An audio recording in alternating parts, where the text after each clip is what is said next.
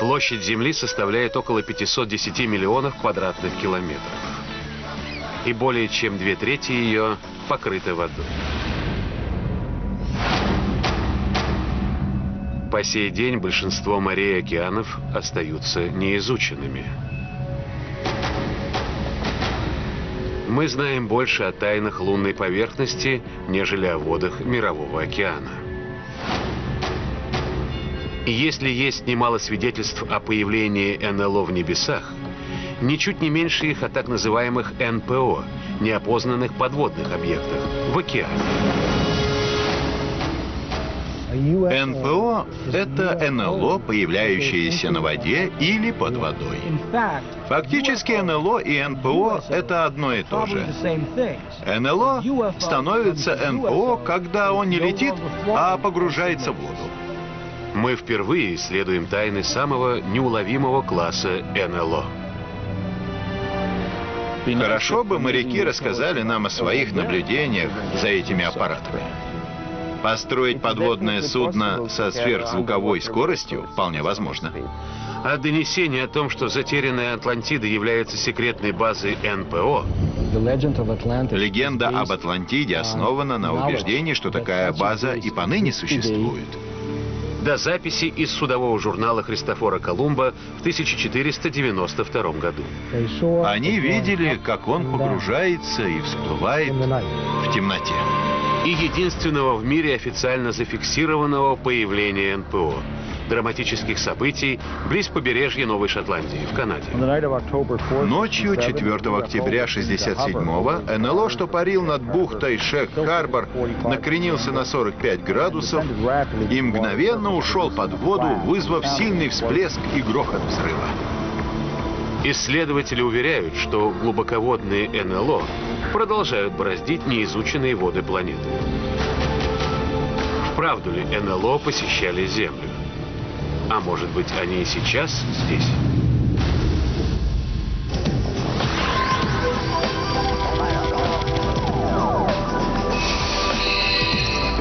НЛО в глубоком море. Это пролив Санта-Каталина, отрезок Тихого океана шириной в 40 километров, отделяющий Лос-Анджелес от острова Санта-Каталина. По словам ученых, в некоторых местах глубина его достигает высоты Эвереста, и в нем скрыто множество тайн. Вы видите неопознанный летающий объект. Это не макет, он подлинный. Его запечатлел Лиланд Хансен, снимая с вертолета остров Санта-Каталина.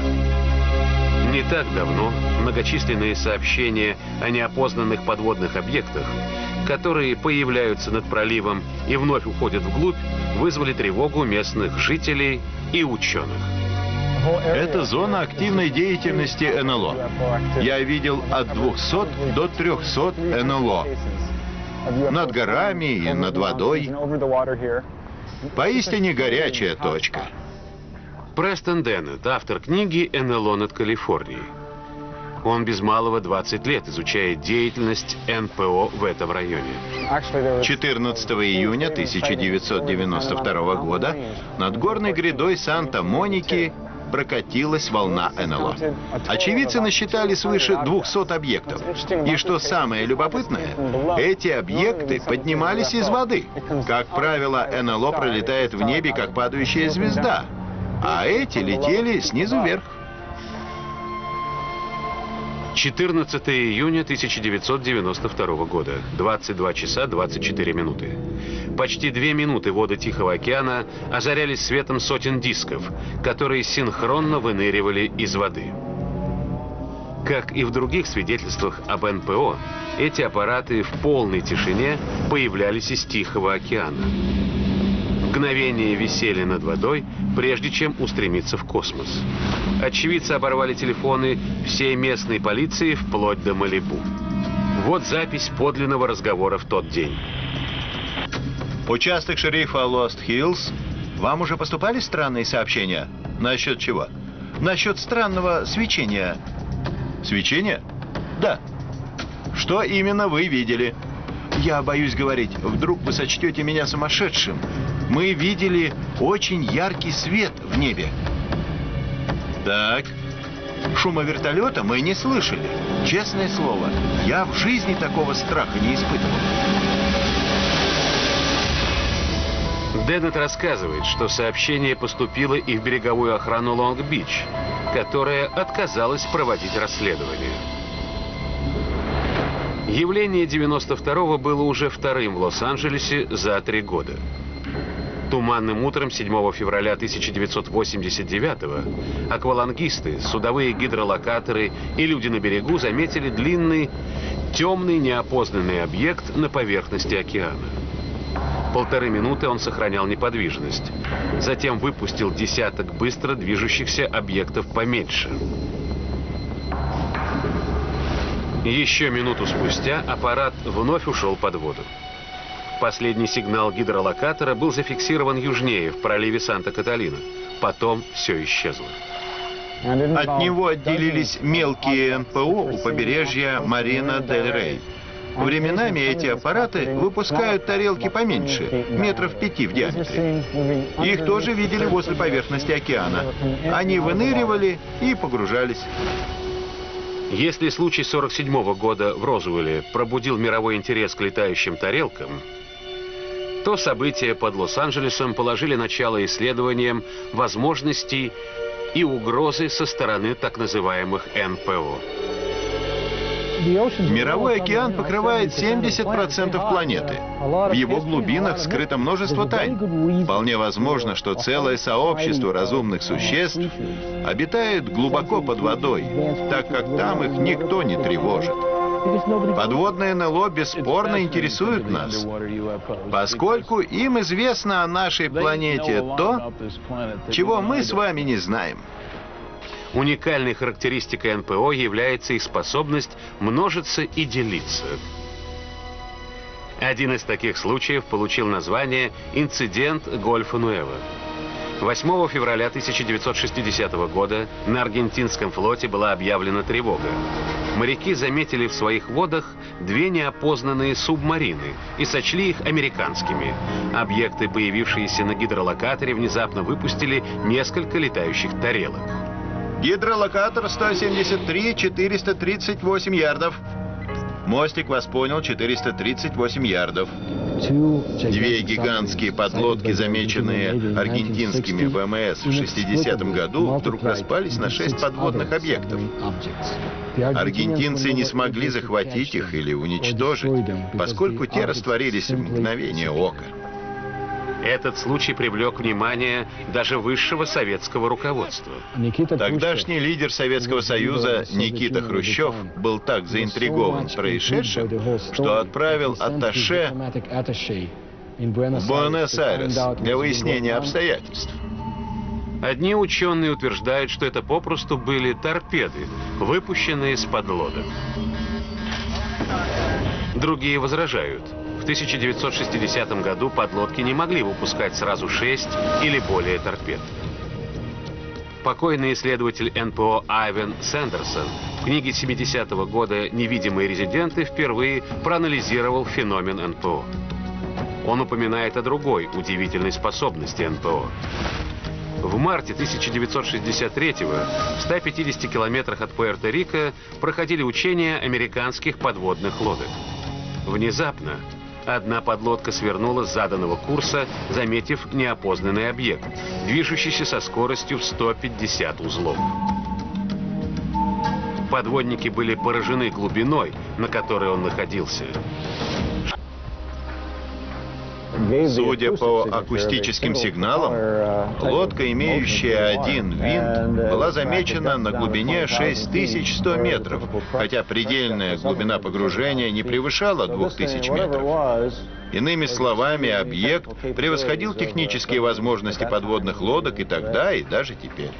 Почти 4 суток велось слежение за объектом силами авианосной группы. Судно двигалось с невероятной скоростью, но время от времени останавливалось, позволяя морякам вести наблюдение. Об этом инциденте было своевременно доложено в штаб флота в Норфолке, Виргиния. Но официального заключения о событиях того дня так и не последовало. На четвертые сутки после полуночи моряки потеряли след объекта. Гидролокатор больше ничего не смог засечь. Все терялись в догадках. Что же могло двигаться с такой скоростью? Сообщений о всплывающих и погружающихся НПО было много, но мы не имеем никаких технических данных. Над землей люди видят летающие тарелки, а под водой их видят только ВМС, которые не сообщают нам о своих находках. ВМС США раскрывают тайну летающих тарелок. Запуская огромный зонд с борта военного корабля «Нортон Саунд», ВМС готовились к дальнейшему изучению неуловимых космических лучей в Тихом океане. Таковы были новости. Но загадка так называемых летающих тарелок в скором времени разъяснилась. Вот эти монстры, достигающие 30 метров в диаметре, на высоте в 30 километров, были приняты за летающие тарелки. По словам экспертов, гигантские объекты на большой высоте кажутся плоскими, как тарелки. Тайна раскрыта. Но сообщения со всех концов света продолжали поступать. Еще одно чрезвычайное событие мировая пресса осветила 11 ноября 1972 года. Быстро движущийся объект, похожий на подлодку, был обнаружен гидролокатором в Согнефьорде у западного побережья Норвегии. Норвежские военные моряки охотились за ним 2 недели. Группа авианосцев, оснащенных вертолетами «Субхантер», нацелилась на поимку объекта. 20 ноября 1972 состоялся первый визуальный контакт. НПО предстал как массивный бесшумный аппарат в форме сигары. Военный корабль тут же начал обстреливать его из орудий и выпускать торпеды. Его отчетливо увидели на поверхности с борта корабля и начали обстрел, но он тут же погрузился. Тогда его атаковали глубинными бомбами. Хотя по всем параметрам это была подлодка, ни один сонар не опознал ее как подлодку. После 2-недельного слежения командование решило устроить НПО ловушку. Блокировать выход из фьорда. Они перегородили фьорд, чтобы никто не смог выбраться оттуда. Однако спустя 14-15 дней аппарат исчез. И это означает, что моряки запеленговали вовсе не субмарину, а неопознанный подводный объект. Далее в программе. Правду ли Христофор Колумб и его команда видели НПО, вылетающие из Атлантического океана 11 октября 1492 года? История повествует о давнем происшествии в день Колумба 1492 года, то есть задолго до официально объявленного праздника. 11 октября 1492 года, 10 вечера. Тихая, ясная ночь. Христофор Колумб и его команда медленно продвигаются по просторам Атлантики, через Бермудский треугольник. Под ними глубина почти в 6,5 километров. И вдруг по дну океана разливается неземной свет. История повествует о давнем происшествии в день Колумба 1492 года, то есть задолго до официально объявленного праздника. Дело было на Санта-Марии. Моряк из команды Колумба по фамилии Гутьеррес заметил поднимающийся из воды предмет. Он имел форму диска. Со вспышкой невиданно яркого света что-то внезапно вырвалось из глубин в небо, до смерти перепугав 120 человек колумбовой команды на борту 3 кораблей испанского флота. Через 5 часов им предстояло открыть новый мир. Христофор Колумб вел на Санта-Марии судовой журнал.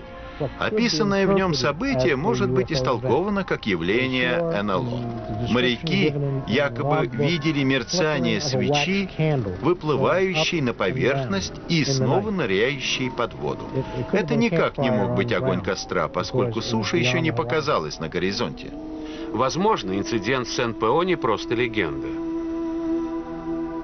Впервые оригинальный текст судового журнала «Колумба» предоставил в распоряжение канала «История» архив Фортхемского университета, где хранится редчайшая рукописная копия журнала. Явление 11 октября 1492 года было не единичным. Все 2 месяца плавания в судовом журнале отмечаются регулярно повторяющиеся странности. Необъяснимые силуэты в небе, свет, льющийся из моря. Мы приводим отрывки записи от 10 сентября 1492. Пройдено полпути. Команда Нинии, похоже, видела гарахо и водяную трясогузку. Но эти птицы никогда не отлетают дальше, чем на 25 лиг от суши. И записи 11 сентября 1492. Видели обломок мачты от судна водоизмещением в 120 тонн. Только выловить не сумели. Записи от 17 и 20 сентября свидетельствуют о том, что в небе движутся звезды или другие неведомые светила. Звезда сорвалась и куда-то полетела, а лучи остались на месте. И вот знаменитая запись от 11 октября. В 10 вечера адмирал с юта углядел свет и кликнул Педро Гутьерреса. Показал, где видел свет, и велел смотреть туда. Педро тоже увидел. Адмирал еще раз заметил этот свет, который, подобно свече, нырял в воду. Возможно ли, чтобы странные события, отметившие самый знаменитый в истории вояж, оказались слежением внеземных судов за флотом Колумба? Кое-кто полагает, что истолкование записи судового журнала Колумба еще не вся правда. Если бы Христофор Колумб видел диковинный предмет, который вынырнул из воды, облетел его корабль, а потом взмыл в небо, неужели бы он рассказал кому-нибудь об этом? Да его бы тут же заперли в трюме, как умалишенного.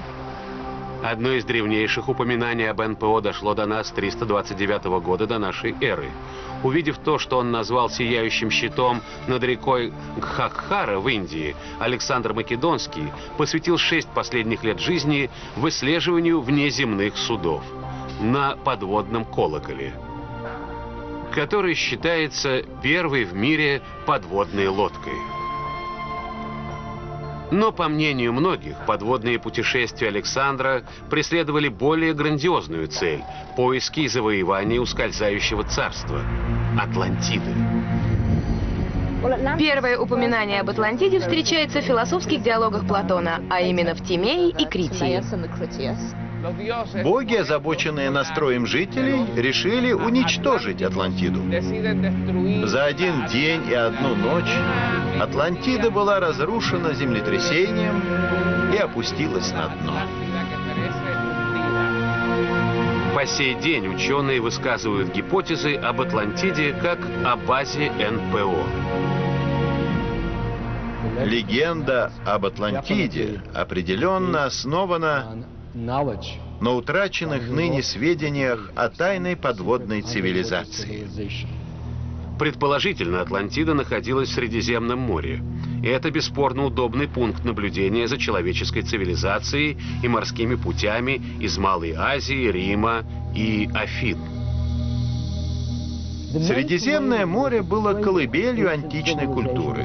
Финикийские купцы курсировали между Ближним Востоком и Грецией по Средиземному морю. Если существовало некое сообщество инопланетян или коренных обитателей планеты Земля, которые вознамерились подарить человечеству миф, то оно вполне могло базироваться в Средиземном море, на некоем подводном объекте. Я не уверен, что Платон имел в виду неопознанные подводные объекты, но наверняка есть люди, считающие, что Атлантида, во-первых, реальна, во-вторых, находится где-то в Атлантике и, в-третьих, погребена под толщей воды. Но первый отчет о неопознанных объектах в океане исходит не из древних Афин. Ученые считают, что древние египтяне запечатлели их в своих рисунках. В храме древнеегипетского города Абидоса кто-то изобразил на стене подводную лодку. Другой рисунок удивительно напоминает вертолет. Чья это рука? Откуда было древним египтянам знать об этих аппаратах? Загадка. Одно из ранних европейских явлений относится к XI веку в Англии. На моем сайте есть данные об одном случае 1067 года, когда люди в сельской местности заметили яркий свет в небе. Сначала он опустился на землю, озарив окрестности, затем снова поднялся, спланировал на море и погрузился. Карл Файнд исследует феномен НПО уже почти 10 лет.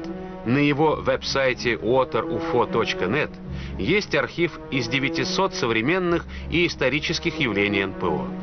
По сведениям Файнда, один из первых случаев в 20 веке подробно изложен в Philadelphia Inquirer от 1 августа 1904 года. Британское грузовое судно «Магикан» на пути в Филадельфию, согласно газете, окуталось странным облаком металлообразного пара, который светился как фосфор.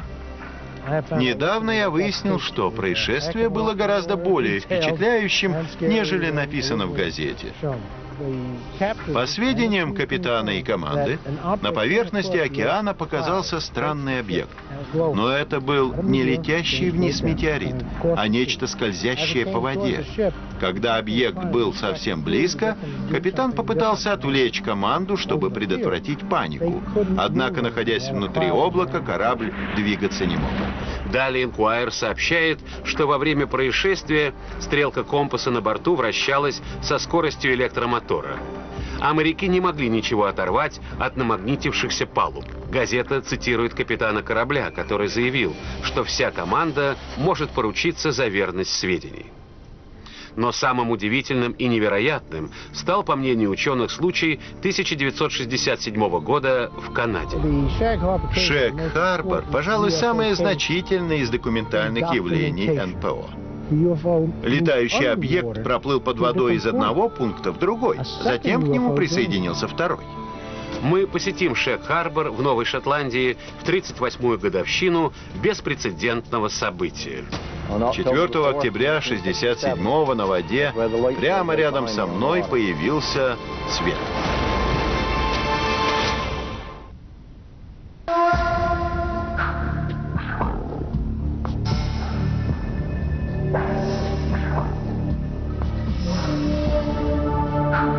$38 38 лет назад, 4 октября 1967-го, где-то без 20:11 вечера в Шек-Харборе произошел весьма памятный случай. Ночь 4 октября 1967-го исследователи называют ночью НЛО.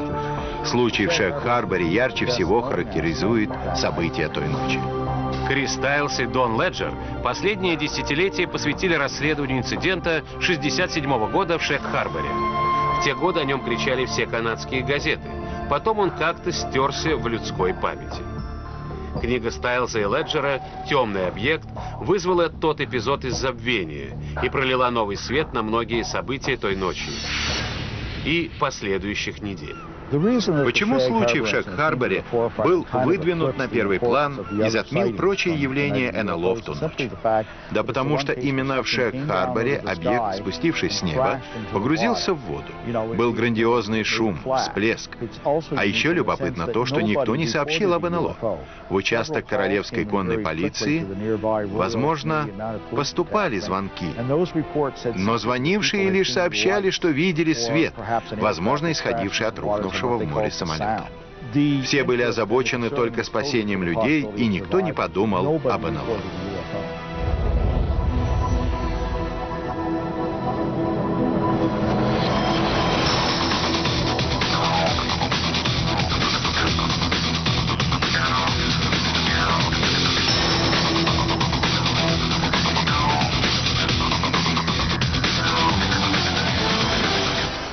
Теперь меня нисколько не удивляет то, что я видел в небе, поскольку в ту ночь по всей Новой Шотландии люди замечали НЛО. Вот сейчас за поворотом будет Шек-Харбор и площадка, где собралась толпа, чтобы посмотреть, что же случилось там 38 лет назад. Каждый год в этот день Леджер и Стайлс приезжают в Шек-Харбор и встречаются с Нормом Смитом, третьим из оставшихся в живых очевидцев. Видите вон тот островок? Вот прямо там все и случилось. Именно там мы видели свет в воде. Да, сэр. Как поживаете? Ничего, все по-старому, все путем. Мы втроем стояли на лужайке и смотрели на огни. Вдруг они задвигались и вроде пошли прямо на нас, к суше. Мы подумали, самолет терпит крушение. Вскочили в машину моего дяди и помчались вверх по склону. Вот сюда, на место, где растет ирландский мох. Когда подъехали, там уже стояло человек 10-12. 2 или 3 минуты мы наблюдали за огнями. Потом они скрылись. А дальше было следующее. С полуночи в среду 4 октября и до 3 часов ночи офицеры Королевской конной полиции, наблюдавшие происшествие с береговой линии, обшаривали на лодках поверхность воды. Им помогали местные рыбаки, в том числе Норм Смит. В пятницу 6 октября около полудня прибыли ныряльщики канадского ВМФ из Галифакса и вели поиски в течение всего уикенда. Потом из отряда ныряльщиков Галифакса выделили несколько человек и направили в Шек-Харбор. Все светлое время в субботу и воскресенье они прочесывали акваторию, а в понедельник в Оттаве под их поисками подвели черту, прямо заявив, что это был неопознанный летающий объект. В правительственном сообщении говорилось, что объект перемещался с юга на север вдоль побережья Новой Шотландии. В одном месте он завис. Потом, примерно в 23:20, погрузился в воду под углом 45 градусов, метрах в 300 от берега. Вон там, прямо за мной, возле острова Бом-Портедж, мы видели огни, прямо у меня за спиной. Когда на берег, вдоль которого проходит старая дорога номер 3, по вызову прибыли офицеры Королевской конной полиции, объект все еще двигался по водной поверхности. Он оставлял за собой след плотной желтой пены. На следующей неделе история приобрела еще более таинственные черты. О происшествии напечатали на первой полосе все канадские газеты. Как пишут в своей книге Леджер и Стайлз, за несколько дней до того, как было официально объявлено об отнесении данного случая к явлениям НЛО, второй аппарат вошел в воды Новой Шотландии на соединение с первым. Потом на скорости примерно в 7000 км в час он пересек северный Нью-Брансуик, пролетел над заливом Фанди в северо-западном направлении и вот здесь погрузился в воду. Власти уже знали, что объекта больше там нет, что он проплыл под водой и опустился на дно, где оставался почти неделю. А затем переместился в залив Мэн с помощью второго корабля, который, видимо, помогал ему ремонтироваться. После чего они оба вынырнули из воды и полетели над заливом Мэн. Любопытно, что люди также видели второе появление. 2 вида огней, желтые и оранжевые, когда они показались из воды и улетели. О событиях 4 октября 1967 года по сей день не утихают споры. Изыскания продолжаются. Есть много документов, подтверждающих версию аварии НЛО в Шек-Харборе. По данным предварительного расследования, объект не являлся ракетой или потерпевшим крушение самолетом, или иным известным нам аппаратом.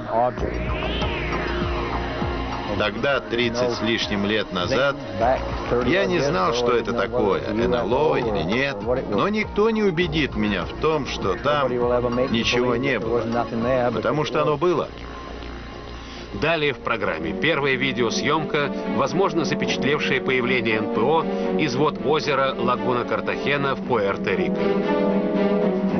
Они движутся в сторону озера Лагуна Картахена. И далее. Ученые из Калифорнийского университета доказывают, что сверхзвуковая скорость глубоководных НЛО не только научно возможна, но и весьма вероятна.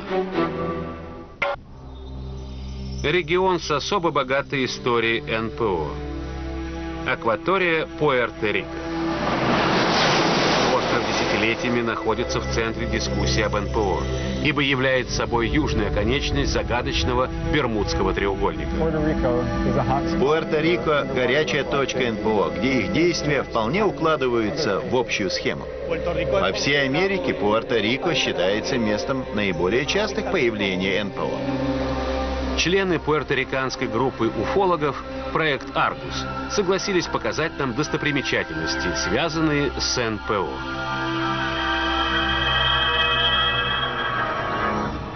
Лагуна Картахена – уединенное озеро на юго-восточном краю острова.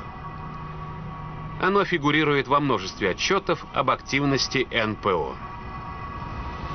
Я много лет обследую озеро Лагуна Картахена, хотя власти держат новости об НПО в секрете. С 1930 года на берегах и в водах озера Лагуна Картахена появлялись сотни неопознанных летающих объектов. 8 октября 2002 года, на часах около 9 вечера.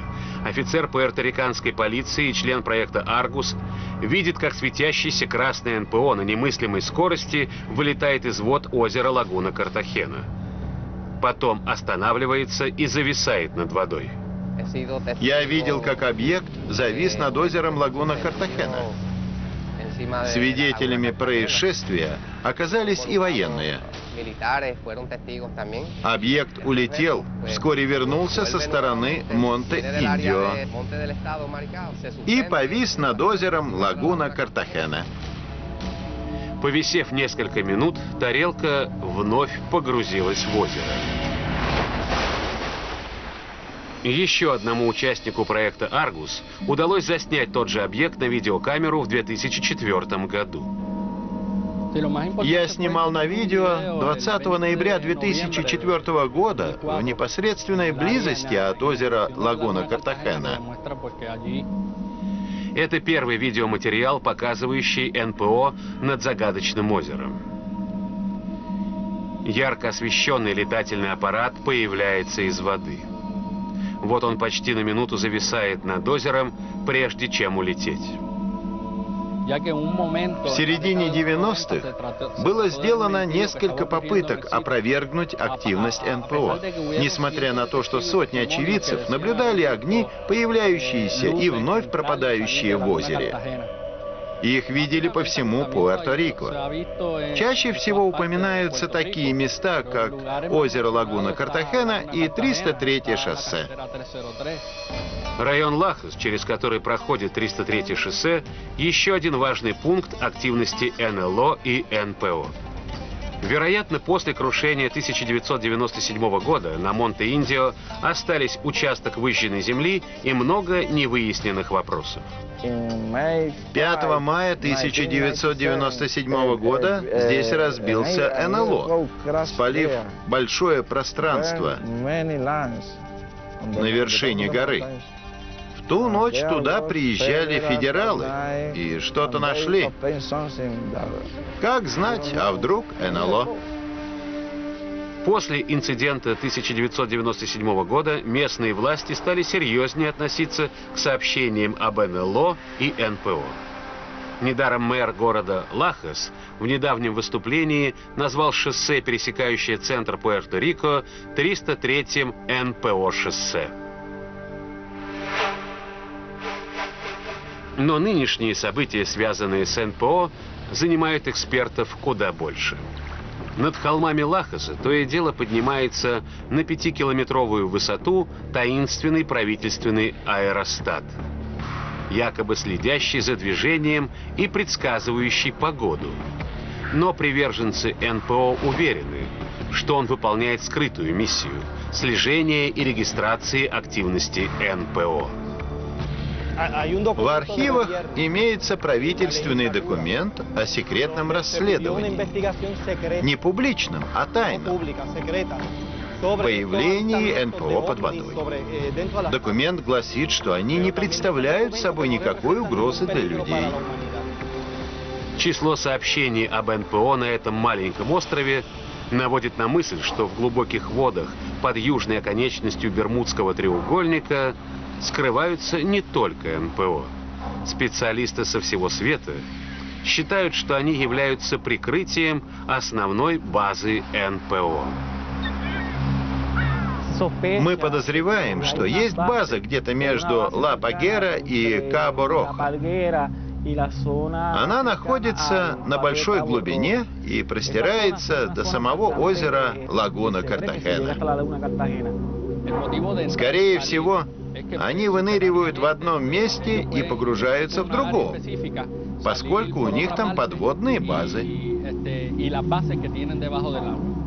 Неужели все эти события объясняются только местной склонностью к мистике и влиянием Бермудского треугольника? Большинство местного населения, хотя и рассуждает о Чупакабре и Бермудском треугольнике, на самом деле во всю эту чертовщину не верит. Или же за этим кроется нечто большее? НПО в Пуэрто-Рико – неоспоримый факт. Об этом заявляет огромное количество очевидцев. Нельзя им не верить. Я думаю, феномен НЛО реален. Здесь, в Пуэрто-Рико, зарегистрированы сотни случаев. И это реальность. Далее в программе. Фотографии объекта, возможно, НПО, покидающего воды Галф-Бриз во Флориде.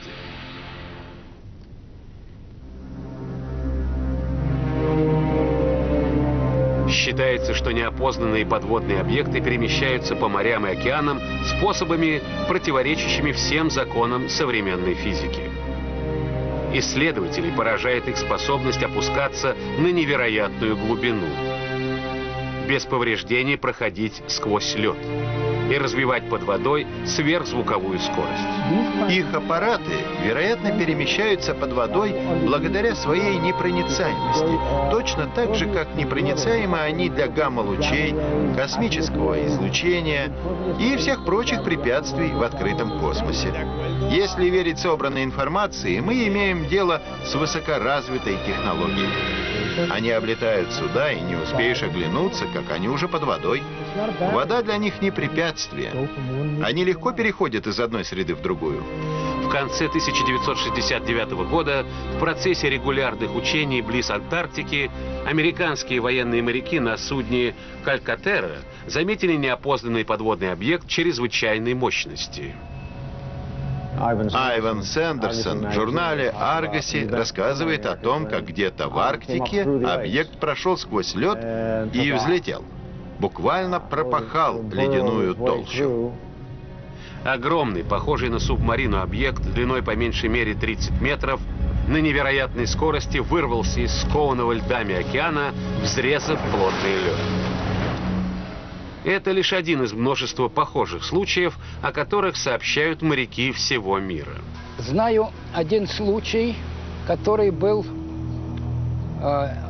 под Ленинградом зимой, когда сквозь лед озера был проломлен, упав. Затем все-таки проломил лед. Они плавят лед. К примеру, метеорит разбил бы его на куски и разбросал бы вокруг обломки. А НЛО проделывает чистое отверстие. Очевидцы также рассказывают о водяных струях под НПО, когда те выныривают из воды.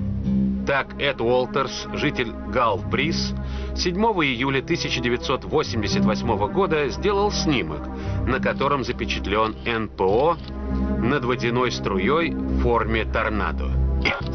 Он стоял и смотрел на север, как вдруг со стороны Санта-Роза-Саунд, на расстоянии примерно 2 километров, заметил, как вода внезапно вспенилась. И тут же вынырнул объект, таща за собой столб воды. На фотографии это видно.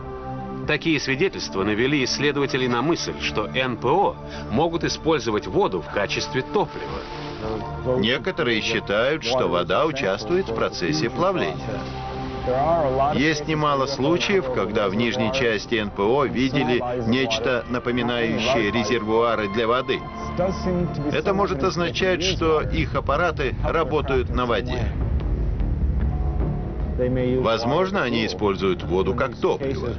Недаром же многие видели, как объекты нависают над водой и словно бы втягивают ее. Значит, им надо напиться, чтобы продолжить путь.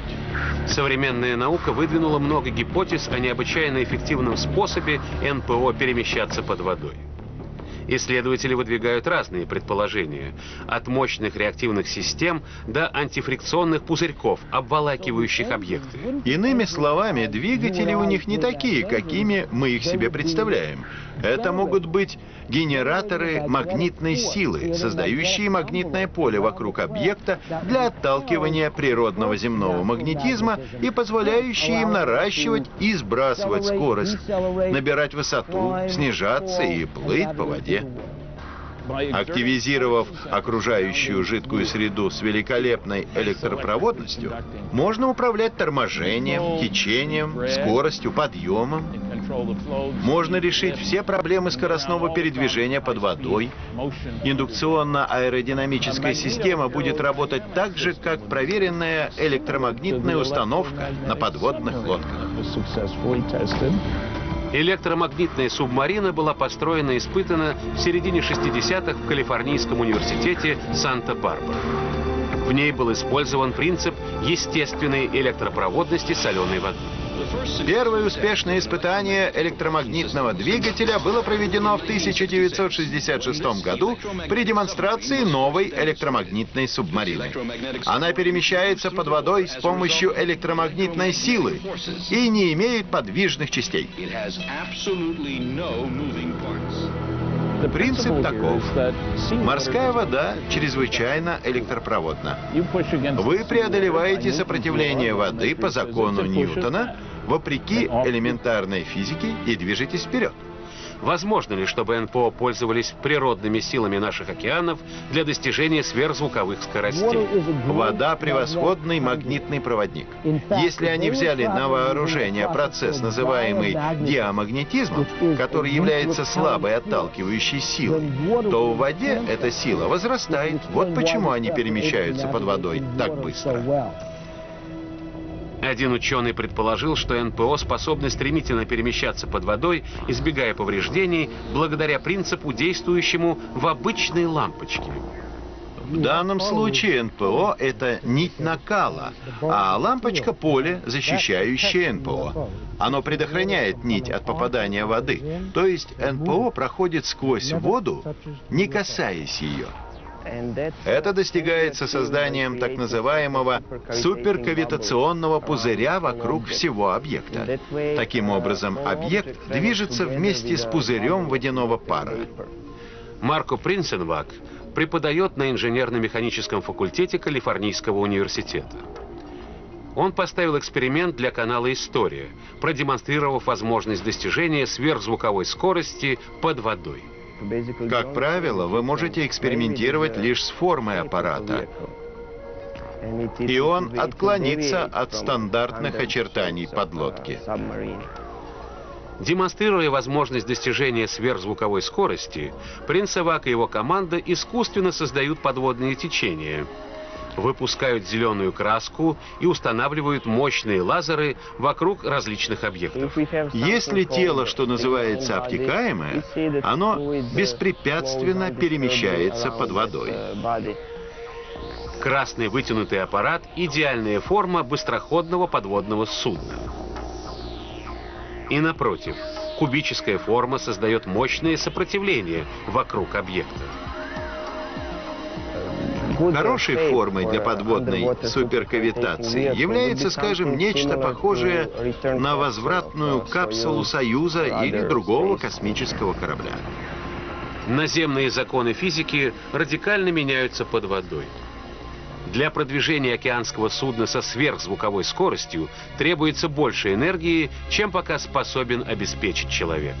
Для того, чтобы диск диаметром 1,5 метра летел по воздуху со скоростью звука, нужен двигатель мощностью 15 тысяч лошадиных сил. Чтобы такой же аппарат с аналогичной скоростью перемещался под водой, двигатель должен выработать около 1 миллиона лошадиных сил. Хотя научная возможность развить сверхзвуковую скорость под водой существует, хотелось бы знать, как НПО сумели разрешить эту сложную технологическую проблему. Возможно, нам не дано до конца понять многочисленных тайн НПО. Это вызывает самые горячие споры и самые большие разочарования исследователей. Мне думается, легче отправить астронавта на Луну и даже создать там базу, чем опустить человека на дно океана. Будь они настроены враждебно, будь они захватчиками, они бы завоевали Землю миллион лет назад. Возможно, мы и есть их творение. Возможно, мы работаем на них, кто знает. Может быть, это их планета? Автор сценария и режиссер Джон Аллан Вальц. Фильм озвучен по заказу РЕН-ТВ.